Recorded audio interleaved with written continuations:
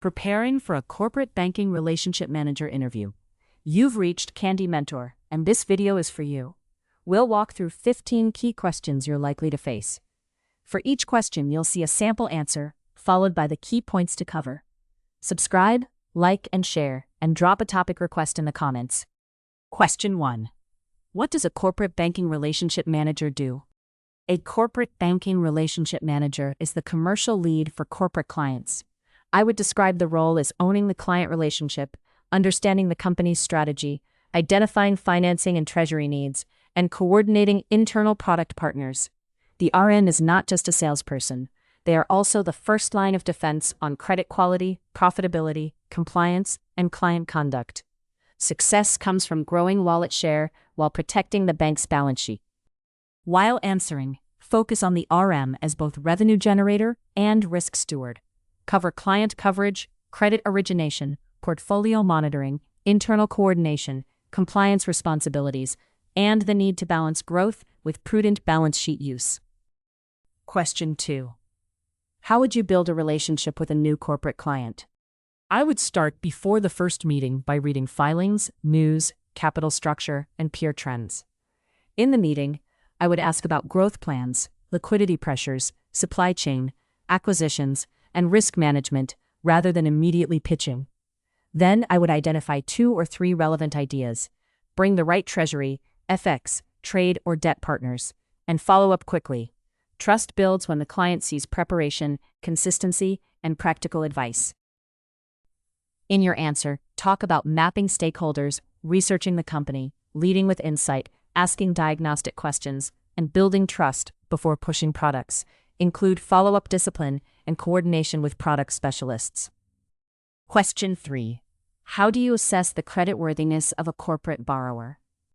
Credit assessment starts with repayment capacity.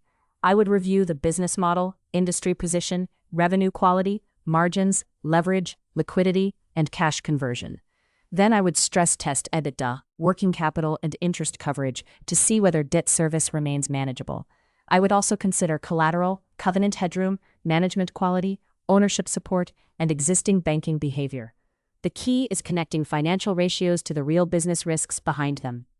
Make sure to cover both quantitative and qualitative credit factors: leverage, liquidity, cash flow, coverage, industry risk, management quality, collateral, covenants, repayment source, and how stress testing supports the recommendation.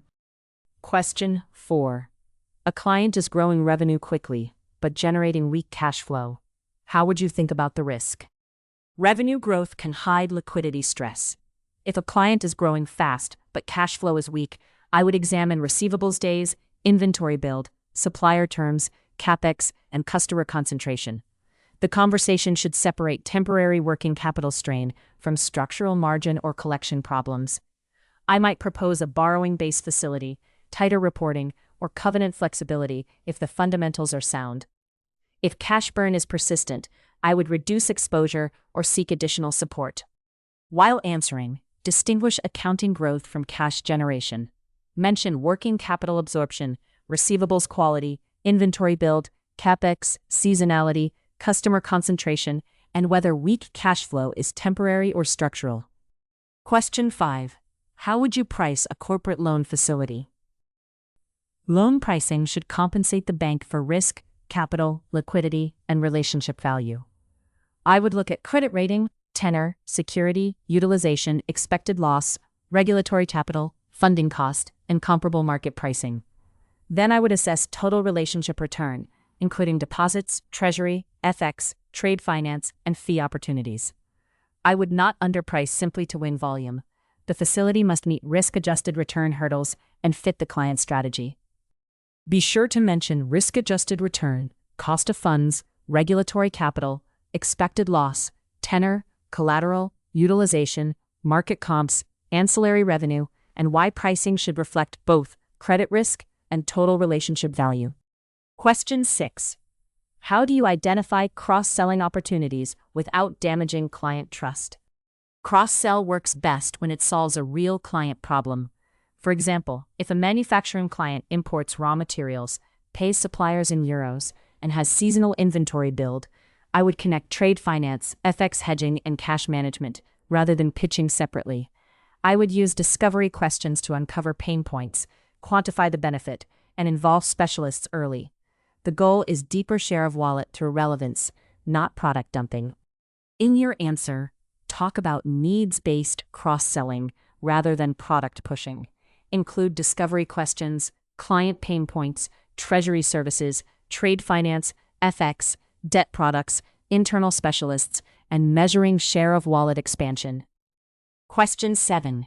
What would you do if one of your clients breached a financial covenant? A covenant breach is a risk signal, not an automatic relationship break. I would first understand the cause, severity, and forecast. Was it one-off timing, accounting noise, or real deterioration? Then I would involve credit early, request updated financials, cash flow forecasts, and management's remediation plan. Depending on risk, options include waiver fees, tighter reporting, amended covenants, collateral, pricing changes, or reduced exposure. Communication must be transparent and documented. Make sure to cover immediate fact-finding, client communication, credit escalation, waiver versus amendment, updated forecasts, risk mitigants, documentation, and preserving the relationship while protecting the bank's position. Question 8. How does KYC and AML compliance affect the work of a corporate banking RM? KYC is part of protecting the bank, not paperwork. I would verify the client's legal identity, ownership, beneficial owners, source of funds, business activities, jurisdictions, sanctions exposure, and expected transaction behavior. For higher-risk clients, I would support enhanced due diligence and ongoing monitoring. As an RM, I still need commercial judgment, but I cannot ignore red flags. Sustainable relationships require clients we understand and can bank safely. While answering, focus on KYC as a risk control obligation. Mention beneficial ownership, source of funds, sanctions, high-risk jurisdictions, expected account activity, ongoing monitoring, escalation of red flags, and reputational risk. Question 9. How would you manage a client whose financial performance is deteriorating?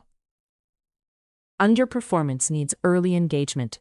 I would not wait for a missed payment. I would call management, review variance drivers, update financial projections, and check liquidity runway. If the issue is cyclical, I may support with tighter monitoring and a realistic plan. If management is evasive or leverage is unsustainable, I would escalate to credit and remedial teams. The RM's job is to preserve value while avoiding surprise losses. In your answer, emphasize early intervention. Cover variance analysis, updated projections, liquidity runway, management credibility, revised risk rating, remedial actions, communication with credit, and when to reduce or exit exposure. Question 10. How would you structure a working capital facility for a corporate client? A working capital facility funds timing gaps between cash outflows and inflows. I would size it by analyzing the cash conversion cycle, seasonality, receivables, inventory, payables, and peak borrowing needs. For a distributor, borrowing may spike before holiday sales and reduce after collections. I would match tenor and structure to purpose, often with a revolving line and borrowing base. Misusing short-term debt for long-term losses is the main risk. Be sure to explain the purpose of a working capital line. Include cash conversion cycle, seasonality, receivables, inventory, payables, borrowing base, revolving structure, repayment from collections, and misuse risks. Question 11. How would you prepare for a credit committee discussion on a new facility? For credit committee, I would present the request, client background, facility purpose, repayment source, financial trends, risk rating, collateral, covenants, and relationship economics. I would be balanced, show the upside but address risks directly with mitigants. Committees dislike surprises, so assumptions, sensitivities, and exceptions must be clear. My goal is to make a well-supported recommendation that credit can challenge and still understand without losing the commercial context. Make sure to cover how you would present a credit request clearly. Facility purpose, borrower background, financial analysis, repayment source, key risks, mitigants, covenants, collateral, pricing, return, and recommendation. Question 12. How would you prioritize clients in a large corporate banking portfolio? Portfolio discipline is about focus. I would segment clients by revenue potential, strategic fit, risk profile, wallet share, and service intensity. Top-tier clients deserve proactive planning, senior access, and tailored ideas.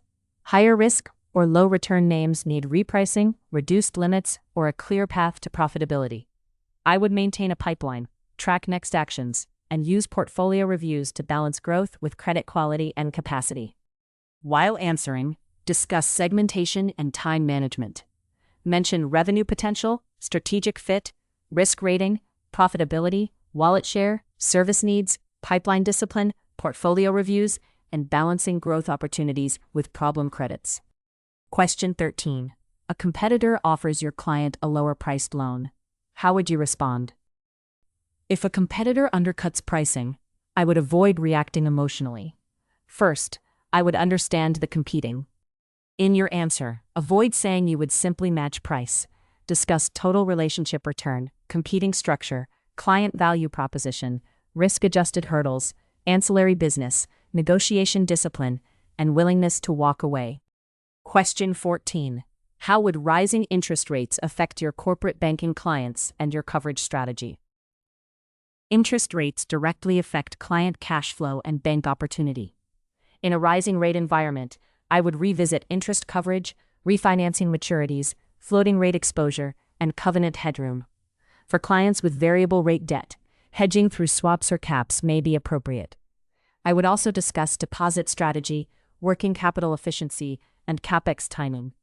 Good RMs translate macro changes into specific client actions and portfolio risk management decisions.